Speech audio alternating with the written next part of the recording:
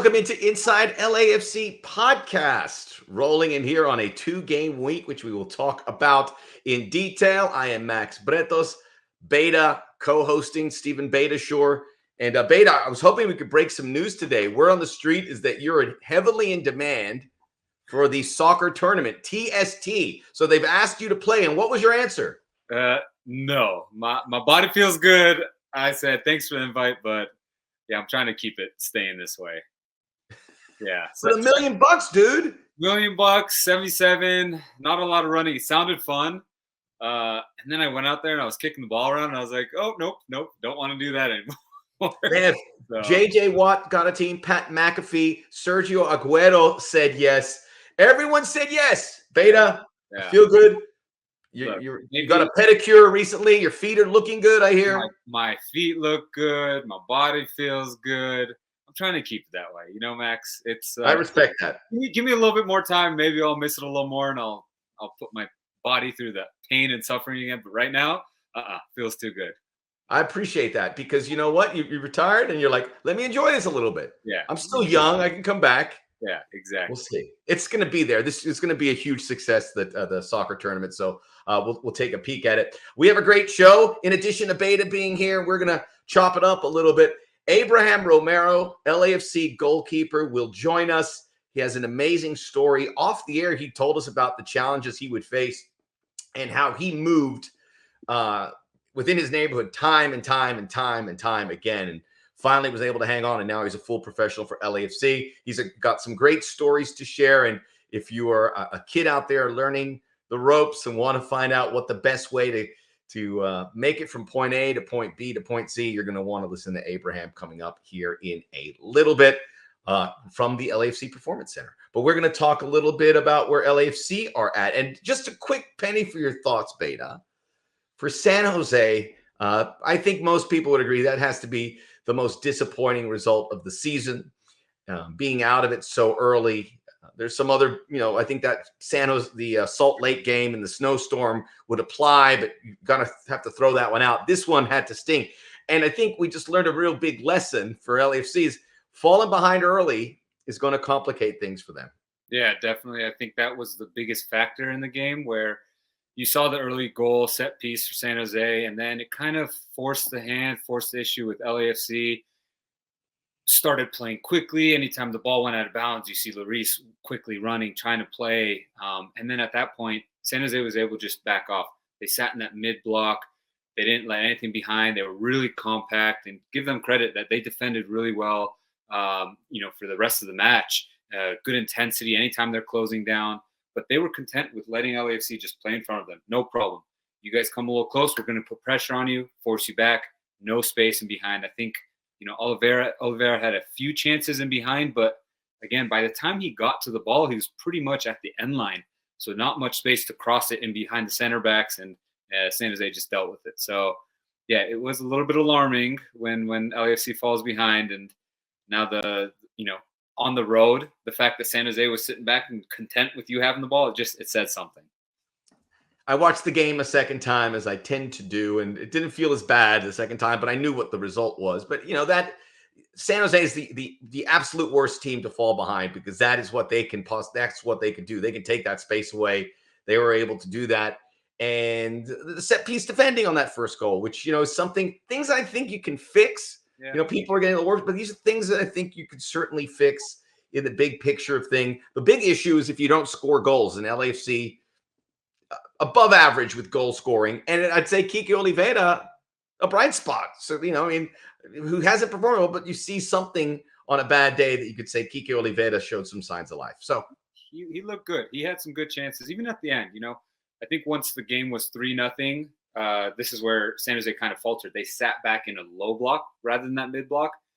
And then now LAFC was able to cross a few in. Oliveira had a chance. Tillman had a chance. That, Yarbrough had some good saves. But it just shows the amount of respect that teams have to LAFC, that at home they're going to sit back like that. Even Portland, you think a few weeks back, with the red card, and they're just still sitting back. They're not trying to go for it. It just shows the amount of respect, home or away. Teams are going to sit back a little bit on LAFC. So, yeah. I've seen about 5 San Jose Earthquake games. It's probably three too many so far this season. All due respect. Yeah, I watched too much of it, but that was the best game Yarbrough had by a mile. Game for sure that they've played. I 100% agree. Yes. So we move on. And what's the best thing if you've been training all week and maybe you just need to clear your head a bit? I would imagine is for the first time this season, LAFC are going to get 2 games in a week. And this was something they did a lot last season. It affected them when they have it 2-game week, 2-game week, 2-game week. I would imagine under these circumstances, it's kind of good where you say, all right, we can get back on our feet here by playing games. How, as you as a player, Beta, when obviously training is paramount, but if you have a week where there's 2 games, does that help you mentally adapt, especially if things haven't gone that well? Anytime you have a tough loss like that, you want to play right away. You don't want to go sit through the whole week. You're dealing with media. You're dealing with, what did we do wrong? How do we correct it? It's like, you know what? We got a game in 2 days. Just get ready for that. And sometimes that's the best recipe to get back on track. So hopefully on Wednesday, they will get back on track. And, from there on, it's just, all right, now we're confident again. We can keep rolling. So we'll talk about the Vancouver game this weekend, but they'll have another midweek game next week. They travel to St. Louis, so they're going to be racking up the miles here. Then they don't have a game the following weekend, and then they'll have they have 10 days. So they have a big stretch. It's an interesting part of the schedule, but some games coming in thick and fast here. And I think it slows down, but I think for the time being, it makes a lot of sense. And we're going to see this team return home where they have been good. And last time we saw them, they had a last gasp victory, Denny Bouanga, and were able to hold off the Portland Timbers, a rivalry game. Prior to that, they got a stoppage time goal to salvage the point against the Red Bulls. So they're unbeaten, and they win more games than they tie. And, when you're struggling away from home, Beta, I mean, you really have to focus on what you do at home. You've got to make sure you protect that. How does that lift you guys, knowing as a team that, hey, all right, we may not have fixed the road issues yet, but at home, no one's pushing us around. We spoke about it last week about, those road woes, just getting the monkey off your back, but it's complete opposite at home. It's confidence through the roof. We're going, at BMO in front of 3252, the field that's quick. We love the pitch, and LAFC is going to come out ready from the first minute to put on a good performance. So it's definitely nice as a player. You get to go home. Anytime you get to play in front of your own fans, it's the best thing. But when you have that home record, it's just a little more extra confidence. You're like, yeah, you know what? We're going to score 1, 2, 3 goals at home. So it's good. And they'll have to figure this way because, look, this is the one home game here. May, it's away. The 2 away games this week, the St. Louis game next Wednesday, May 25th, Atlanta United. Then they get Minnesota at home May 29th, and that's it for May. So we're going to find out a lot more about this team and how they do away. But I think that really accentuates how important this game on this weekend is. You definitely want to take your points at home. I think everyone knows that. And then here and there, you could start taking a point, taking 3 points on the road. They'll figure it out. I'm confident that they'll figure it out. Maybe not pushing the issue so much. At home, you have to play a little different. This is one thing that I always reminded the guys when I was a player. When we're on the road, I always said, slow the play down, slow the game down, frustrate them. They're in front of their crowd. They have to force the issue. They need to score the goals. We don't. We can sit back, be content. And then once they do that, they end up exposing themselves. Then you can counter and score. And now you really can sit back. So, again, going back to the last game, I kind of felt like it was flipped. It looked like LAFC was the home team in San Jose, and they were forcing the issue. You don't want that as the away team. You want to be able to every time the ball goes out, walk to it, take your sweet time, frustrate the home team, right? It's the little things, little tricks that you can do, little tactics that you can do that I'm sure LAFC will figure out soon. And they get Vancouver this weekend, so we'll begin that preview. You spent a year with the Whitecaps? 2 seasons. 2 seasons. Were you there with Harvey? Yes, right? Yes, 2 years with Harvey there. Yep. Yeah. Any good stories to share? Lots of good stories. I loved Vancouver as a city. It was beautiful. You have the ocean, you have the mountains, the Whitecaps. It was gorgeous. I really did love my time there. Great food, great restaurants. One thing they didn't like when you talked about was the turf. I hated the turf. That's essentially why I left once I was a free agent. Fans always treated me well. We had a very good team the 2 years we were there together. And so it was fun. And right now, I've watched a few of their games. They're off to a hot start. They're they've got good defense. They're scoring a lot of goals. I think maybe one more than LAFC this season, but only giving up 10. So they're off to a good start. You know what? I got to grab this opportunity when I can get it. I got to rate the turfs. But you said you've played on the Vancouver turf? Yeah. Portland turf? Yeah. Seattle turf? Yeah. Atlanta? Did you play on the Atlanta turf? Yes. Yeah. Charlotte turf, obviously. Did you maybe with the Rapids? Yep, played there. New England turf. Jeez, that's more than we think. I know. I mean, we got to one day. I think that they'll all move on. But is there one that was, let's just say, a little trickier than the others? A little harder than the others? I think the worst was always New England. I don't know why. Every time you go there, it felt like it was so matted down, and it just always looked like they never replaced it. I'm sure they do every year, every other year. But for whatever reason, it must have been the end of the year. Every time we went there, it was just like that AstroTurf. AstroTurf, it was like a carpet. You could roll the ball from one sideline, and if there was a little bit of wind, it was rolling all the way across. It was terrible. That was by far the worst turf that I had to deal with. We got to get these former MLSers, and we'll take a poll, a secret poll. Yeah, secret. We'll bring it up. They don't want to bring it up. Look, we understand. It's not a secret. I hate turf. The Vancouver, and again, this game is at LAFC, so we'll talk about the Vancouver turf, but it's just interesting because Beta's got that experience. Yeah. But the Vancouver turf, when you watch that game, the ball's just moving really fast, right? It's moving fast. It bounces. Sometimes it takes some bounces above. It doesn't bounce properly. That was the biggest issue. If you hit it perfectly angled, it'll just skip. But if you give it a little too more loft, it just bounces and then it goes straight up. So it's really difficult to predict. If there's a little bit of spin on it, forward or backward spin, it was tough to judge. And so, that's why you typically see those teams that have turf.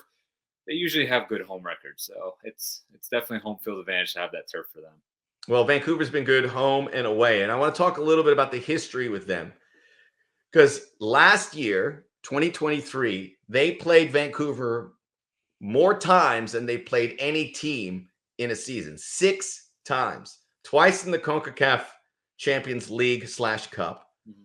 Then they had the 2 regular season meetings. And then they played 2 more times in the playoffs. So it was, and it could have been 3 if it went a 3rd game, but it was a best of 3. So 6 games. LAFC won the 2 CONCA games, the CONCA Champions games, and the 2 playoff games. So I bring that up because to me, it feels like Vancouver's coming in here hot. They want to beat LAFC. They got knocked out of 2 major competitions. So, certainly for the black and gold, they have to match the intensity. I don't know. But if you were in the Vancouver Whitecaps, you'd have to want to come down here and lay it down. This has got to be a big game for them. It's definitely a big game for them. I don't know if one team is hotter than the other. I think the last 5 games, they have identical records, 2 wins, 2 draws, and a loss. So no one's in a better rhythm than the other. But you better believe, as a former player, on that whiteboard in Vancouver is LAFC knocked us out last year. Forget the other 4 games. Those 2 games right there, they knocked us out.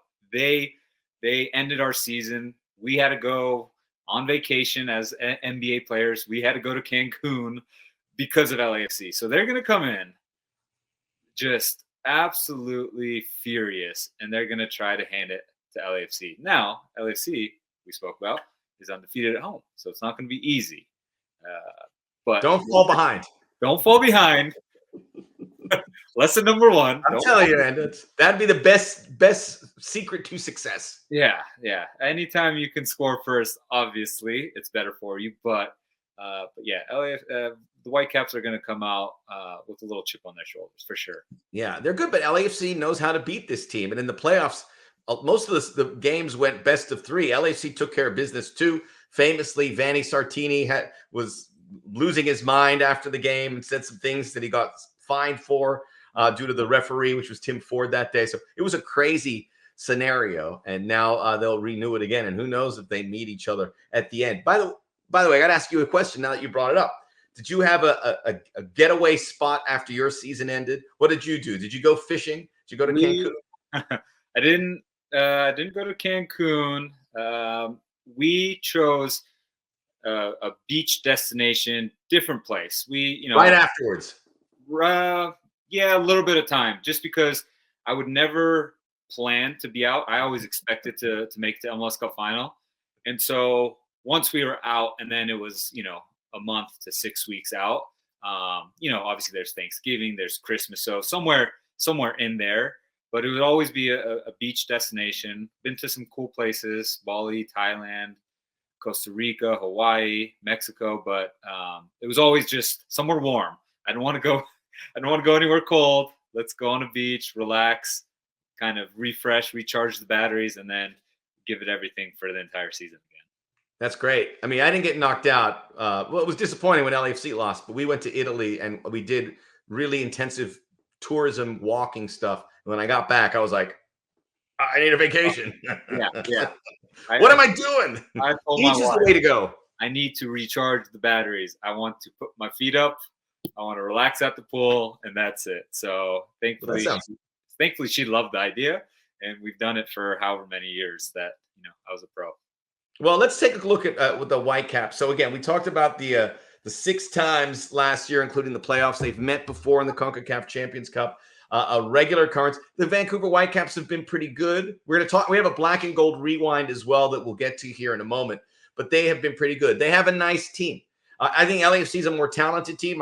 There's no doubt about it. But Ryan Gauld is a really good midfielder who promoted his team. Pedro Vite is another.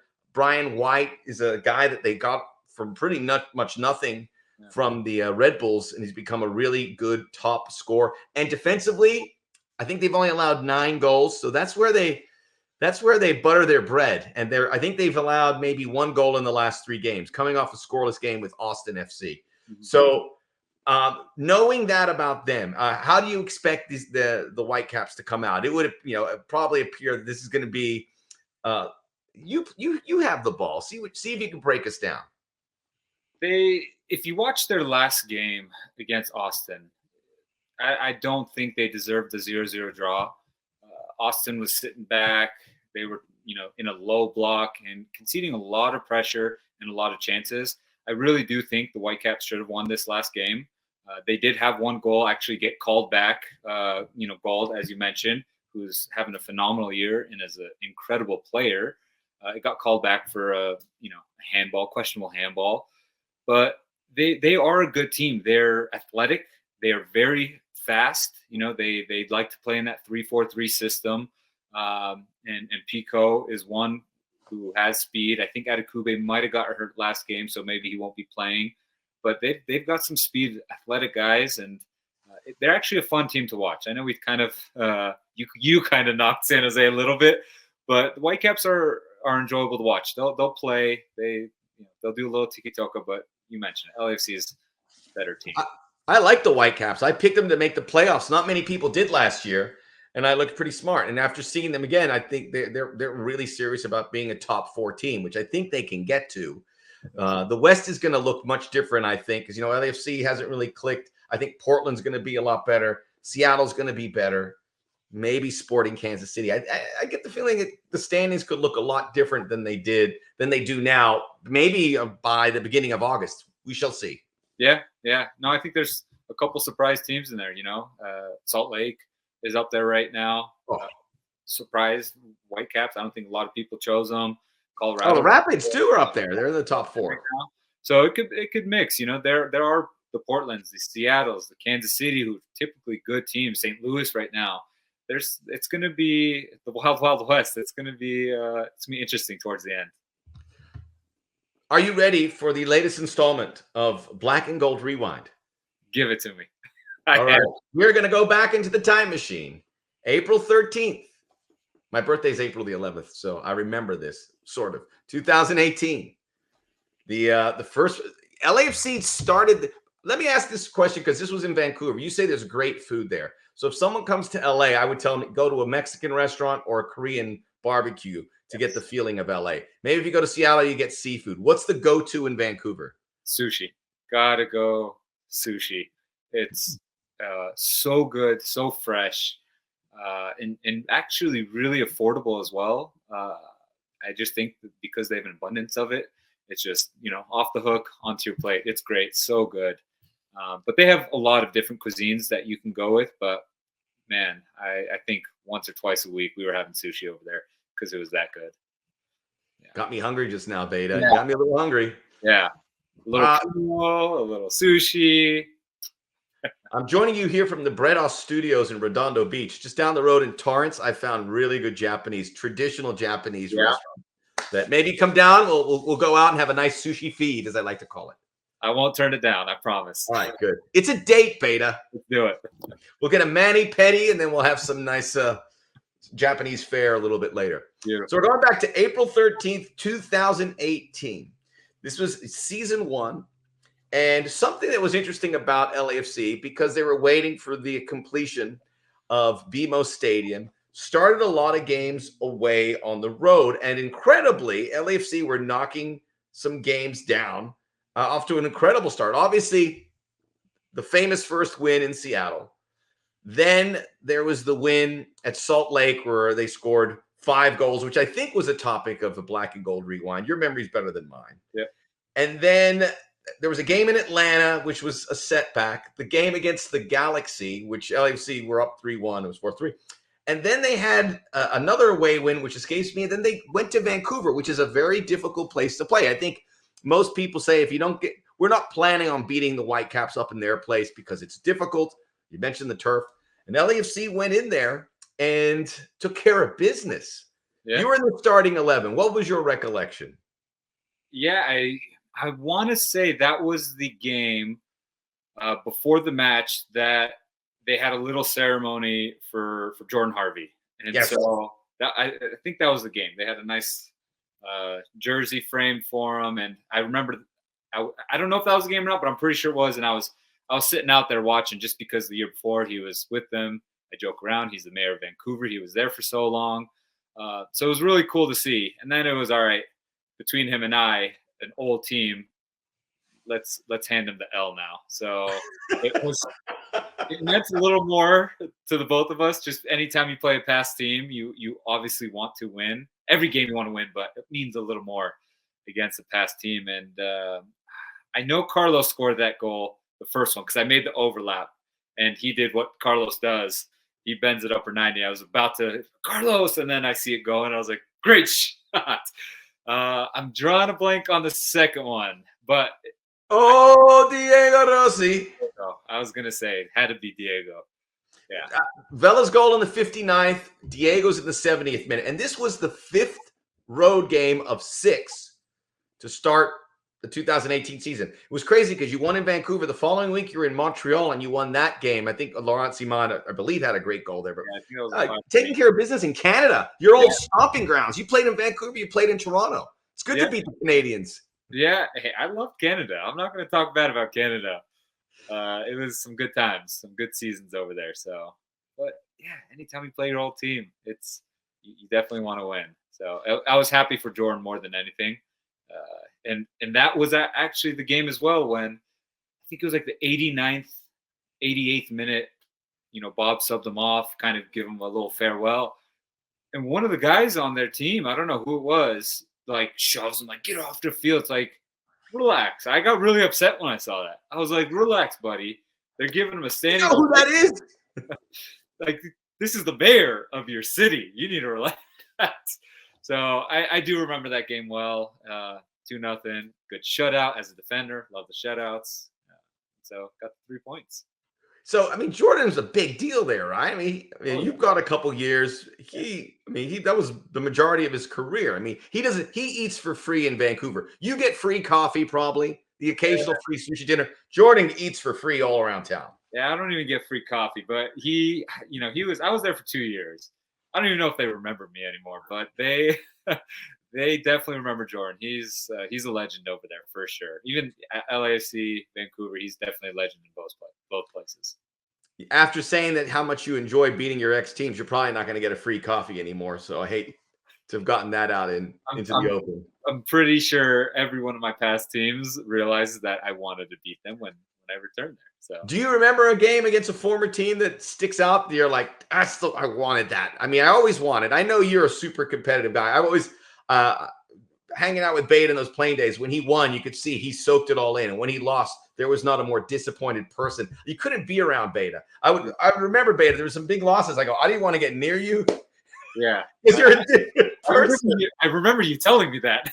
You're like, it's a different person. He's so disappointed. Yeah. But is our one former team, you're like, yeah. People don't understand when I say this. I get more upset when I lose than I'm happy when I win. It's a weird thing. I hate losing. I don't know why. It drives me so crazy. I lose a lot of sleep over it. But when I win, I'm just like, yeah, I prepared. I did everything I had to. I expect to win, and that was it. But to answer your question, I want to say San Jose just because I was born and raised there, until 18 years old. Then I went to college in San Diego. And then it was the first team, my hometown, to draft me.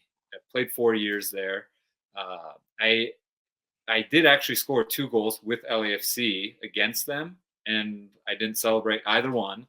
But you better believe I wanted to win. And anytime you're playing a past team, especially where you're from, and you've got 100 friends and family in the stands, yeah, you want to do well. You want to perform well. So, there's another black and gold rerun right before us. Your 2-goal visit. I'm not celebrating, but inside I am. Oh, my heart was beating inside, but I threw the hands up. I think it was like Mo Salah that week. I watched. He played an old team, and he threw the hands up, and I'm like, not that I scored a lot of goals, but like, you know what? If I score against San Jose, because we were playing them that weekend, I'm like, I'm going to do that. And sure enough, the ball bounced my way, and I tapped it in. So, yeah. I love that tradition. I love not celebrating because especially if there's a little more of a history there. If it's a team you played half a season with or 10 games, maybe you can celebrate. But I always respect it because it's for the fans. And the fans that cheered for you. And so, nice touch. It's always about respect. And I do feel like the fans always treated me well and appreciated me, even when I left. Obviously, the time that I was there, they were always supporting me. So it was never any ill will or anything. It was always about respect. So I agree. It was good. Another cracking black and gold rewind with Beta, delivering the goods. And LAFC Vancouver Whitecaps coming your way Saturday night, BMO Stadium. Get out, LAFC.com. Get your tickets if you haven't. Support the club because we don't have a lot of home games here. So get it all in there and help them get a lift. And if you can't get out there, the game is available on MLS Season Pass on Apple TV all over the world.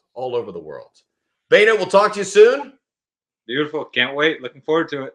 When we return, we'll be joined by LAFC goalkeeper Abraham Romero, talk about his plight to becoming a professional and what's it like to be the backup to Hugo Lloris and what he has learned from the legendary French goalkeeper. Inside LAFC continues right after this.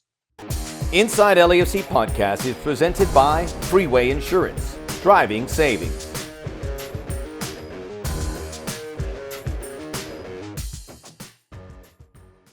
Welcome back to Inside LAFC podcast. Very special guest, Abraham Romero, LAFC goalkeeper. Southern California's very own, Abraham, which is always very important. Tell us a little bit about where's home for you? Where did it all start? It started in Pasadena and Altadena, California. So right up next to, I went to John Muir High School for a little bit. Where did it start? Villa Park, actually. That's where it all started. That's where the dream became. That's where it originated. Villa Park in Pasadena. How far? I mean, so Alhambra, very close where the LAFC trains. So from where you grew up, how far is it to the Performance Center? What would you say? from where I grew up, maybe like a 20-minute drive at most. What should we know about Pasadena, that area, as we get into the Valley a bit, about the football, the soccer being played there? How prepared you to become a professional? What can I say about it? I grew up playing just Sunday league kind of. I think my first team as a youth Sunday league player was called Phoenix. It was a part of Villa Park, a bunch of it was a very, very Latin-based community. People were very passionate. The parents were very passionate. And the final... Pretty competitive, I hear, too, in those areas. Oh, extremely competitive. Extremely competitive.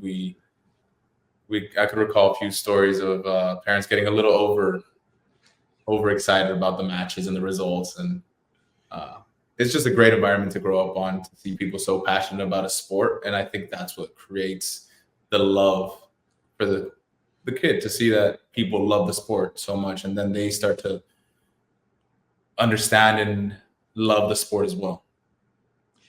When you see, look, this game is changing so quickly. We have 2 professional clubs here. We have a system that can get players, as it applies to LAFC, from the academy to the first team. You've kind of felt that road. You've played all over Southern California and some time with Las Vegas as well. When you look at that path, how has it changed from when it started to about where you are now, where you are a professional goalkeeper, and seeing how challenging it is, but where those improvements have come? It's changed so much. When I grew up, it was you play on a Sunday league team, you train as much as you can on your own. I would still figure out how to train by myself every day with my dad.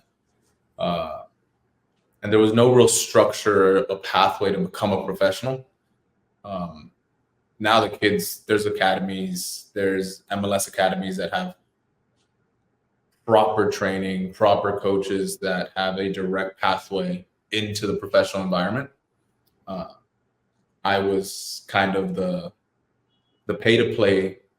You play on a Sunday league team, a club scouts you. You could play for us, but you have to pay us the X amount for the jerseys and the season. And then after that, I was with them for about 4 years, I think. The club that I played for to start was actually called LAFC. That was my first actual youth club. When was that? What year? Do you remember? I don't remember. I was 9, so I'm 20. So obviously before LAFC. Yeah, so a while before LAFC. So you were the original LAFC player. Yeah, I've been meaning to give you some of these pictures. I have some at my house that I'm gonna have to send you. Abraham, you got to come prepared for these things. I'm sorry. I should just carry it in my wallet. Just the youth picture, the first youth club picture. Well, we'll do it. We'll do it at another time. What colors were they? They were black, red, and white. Oof. So we got the black down part. We got the black down. They had a gold uniform as well, but like it's just highlighted with gold. It's close. So it's certainly inspiration for what came many years later, and now is part of the Los Angeles bloodstream when it comes to sports. You touched on it about being paid to play. Advice you would give to an Angelino trying to get that next step, trying to develop into a goalkeeper, a field player, what have you, in a very challenging world. What advice would you give them? I think the best advice that I could give someone that has a similar background, similar situation to what I had. I come from a very simple family. My dad's a construction worker. My mom, she's a maid. So I think the best advice I could give to any kid really that is just trying to pursue the dream of playing professionally is whatever you put into the game is what you'll get out. I didn't really have any connections or anyone to point me in the right direction to what I should do. I just spent a lot of time with the ball.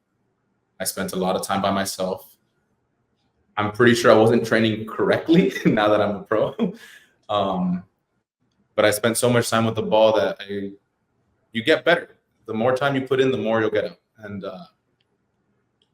the only thing that will get you to the next level is your work ethic, because it doesn't matter how talented you are. It's all about how hard you work. Great stuff, Abraham. And you've again, not many shortcuts for you. You originally with the Galaxy, with Orange County and USL. You played for Las Vegas Lights. Eventually came to LAFC. What was that like when they approached you and said, "We want you to be part of this club"? It was massive. I was at breakfast after the Las Vegas season ended. I was at breakfast with my girlfriend, and I didn't know if I was going to stay at LA. I didn't know if I was going to go to the USL. So when I got a call saying that they wanted to sign me, I was ecstatic. It's LAFC. It's arguably the biggest club in MLS. It is a club that wants to win. It is a club that brings in top talent, top professionals, experienced veterans to get results. And I took it as a massive compliment that they would be willing to bet on me. And I'm still very grateful to the coaching staff, to the president, to the management of the club, that they gave me the opportunity to represent this club, and I'm going to try to do it to the best of my ability. That's the good stuff there. And just for people who may not know the connection to Las Vegas Lights, you were there in 2022. Coach Cherundolo was there the year prior, and Enrique Duran took over. So I would imagine them getting a good look at you certainly helped you take that next step to the black and gold. Yeah, 100%. I spent a lot of time with Enrique. Great coach. We struggled a lot in Vegas. We went through a lot of adversity, but it's just a great story. I spent that year with Vegas was huge for me. I enjoyed it. I enjoyed the club. I enjoyed the difficulties, the struggles. I had a great locker room, great teammates, great coaching staff. It was one of my favorite years so far in my career. That's amazing. And, adversity, everyone says you got to go through it. You can try and avoid it and dodge it, but you're not going to get to where you get without a good taste of it. And you certainly embraced it there for that year. And Abraham, it's allowed you to come here where you are. You're the starter for LAFC 2, who's having a great season. And when you're LAFC, you have to kind of wear two different sets of goggles here, so to speak. You back up a pretty big deal in Hugo Lloris. Your coach, Oka Nikolov, is a legend in German football as well. Let's talk about Hugo first. So your reaction when you obviously knew who he was, about being able to learn under him, and now the reality of what you've been able to take away from the time that you spent with him. Well, for a short period of time, I was the only goalkeeper signed for LAFC. So I was just excited to see who they bring. And when I saw that they signed Hugo, it was, I would say, a huge, I just felt a huge wave of excitement because I saw Hugo play in the Prem. I saw him play in the World Cups. I've seen him make incredible saves. Growing up, there was a time that I idolized him, that he was just amazing. And he's this huge name, huge pillar in this era of football, and arguably the best goalkeeper France has ever had. So when I see him come in, I'm not gonna lie, I was a little intimidated because I didn't know if to hey Hugo, my name's Abraham. He's it's a guy you grow up idolizing. It's a guy that you see, and you kind of, the first few days you see him, they don't really look real. They look kind of like a superhero to you. So then I thought, sometimes guys that are that high of status have a little bit of an ego. And I was completely wrong. He was the nicest, most simple, kindest person I've met at such high of a level. He'll sit down with me and answer any question I have about goalkeeping. I'll ask him his opinions, if he could give me any advice in any aspect of the game. and he'll sit down and we'll have a cup of coffee and we'll chat about it. And he'll tell me, oh, you could do this, you can do that. Throughout training, he'll correct me on certain aspects that he thinks I can be better at. Or so I'm just trying to soak it all in. At the end of the day, I'm 26, which in goalkeeping years isn't old. To me, I already feel old, but I'm trying to soak it all in and learn from one of the best to ever do it. And it's a privilege to be able to share a locker room with him. And I'm just excited to see what the rest of the year holds. That had to rock your world. I mean, this guy is starting in back-to-back World Cup finals. He won a World Cup final as a goalkeeper, and then there he is. And you're, hello, Hugo. I'm Abraham. That's the right introduction, by the way. Is there something that that's a great story, man. Is there something that you've gotten better at with the time that you spent with him? Something that you wanted to focus on and go, I need to add this to my game. I have this resource. What can I put into practice where you're going, I'm seeing results there? I think the biggest thing that I've taken away from Hugo and his advice has been my positioning. It's helped me make saves simpler. That's a printer going, by the way. They're printing stuff. It's not on me. Sorry, guys. That would have been amazing if you printed something during this interview. I would have been really impressed. But I just have my phone down here just printing. Tell us about the positioning. Sorry to interrupt you. No worries. I think it's been massive. I've tweaked my positioning slightly, and I think it's helped me make the saves easier instead of making it a powerful push dive, have to fingertip around the corner, around the post. It's been a lot easier to be in a good starting position, a little maybe deeper, maybe it might be a little higher, which makes it easier to make the save.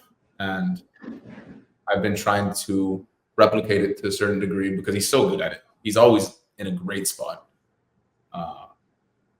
I think that's one of the biggest things I've been trying to take away from what he's talked about. A lot of people, when they see goalkeeping, the goalkeepers get off their line. And that is obviously by design. That'll help you in the big picture because you could explain it much better than I could.